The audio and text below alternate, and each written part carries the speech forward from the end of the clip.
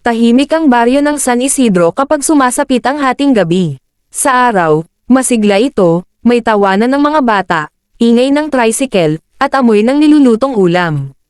Pero pagpatak ng alas 12 ng gabi, parang may humihigop ng buhay sa paligid. Tumitigil ang mga kuligleg, humihina ang hangin, at may isang tunog na palaging naririnig. Parang pakpak. Unang nawala si Aling Remy, isang buntis na 8 buwan na.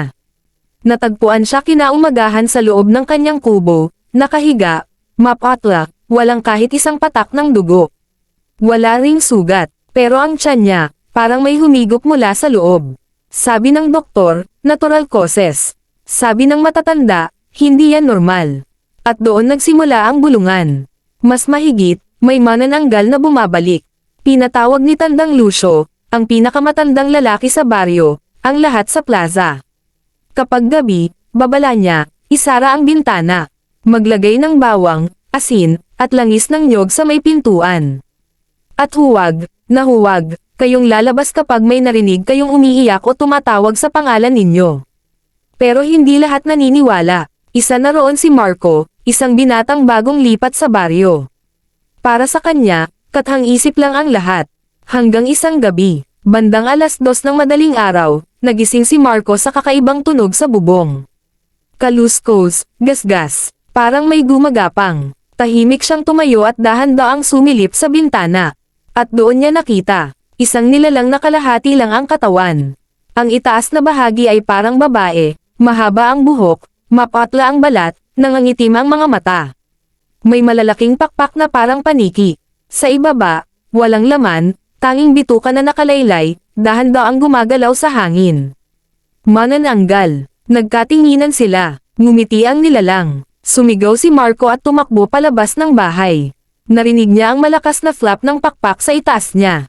Mabilis, malapit. Habang tumatakbo siya sa madilim na daan, napansin niyang tahimik ang buong baryo. Walang aso, walang ilaw, walang tao. Parang iniwan na siya ng mundo. Nadapa siya sa may lumang kapilya.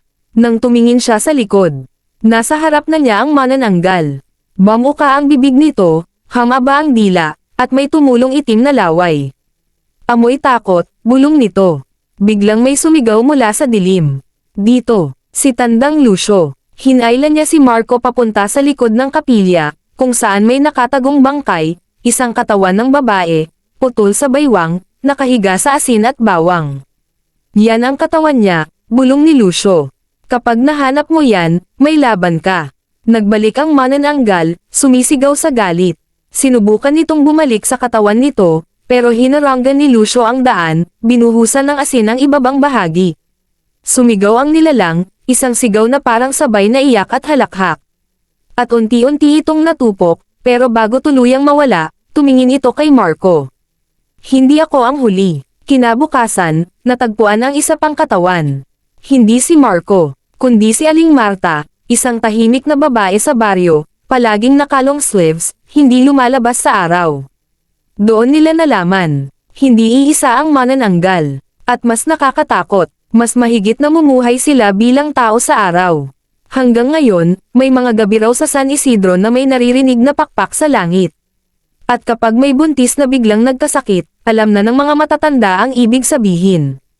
Kaya kung minsan, kapag tahimik ang gabi at may narinig kang mahinang tawa sa bubong, huwag kang titinggala, huwag kang sisiga, at huwag mong iisipin na kathang-isip lang ang manananggal.